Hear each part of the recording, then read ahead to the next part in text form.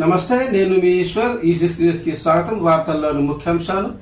BRS పార్టీకి వర్ష షాకు తగులుతూనే ఉన్నాయి.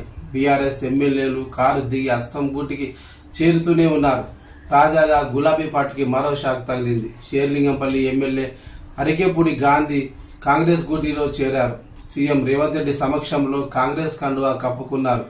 గాంధీతో పాటు Serilingampally corporator Nagender Yadav, Miyapur corporator Uppalapati Srikanth, Chandanagar corporator Manjula Raghunath Reddy, Hyder Nagar corporator Narne Srinivas తదితరులు కాంగ్రెస్ గూటికి చేరారు. శుక్రవారం సాయంత్రమే రాజేంద్ర నగర్ ఎమ్మెల్యే ప్రకాష్ గౌడ్ కూడా కాంగ్రెస్ కండువా కప్పుకున్న విషయం తెలిసిందే.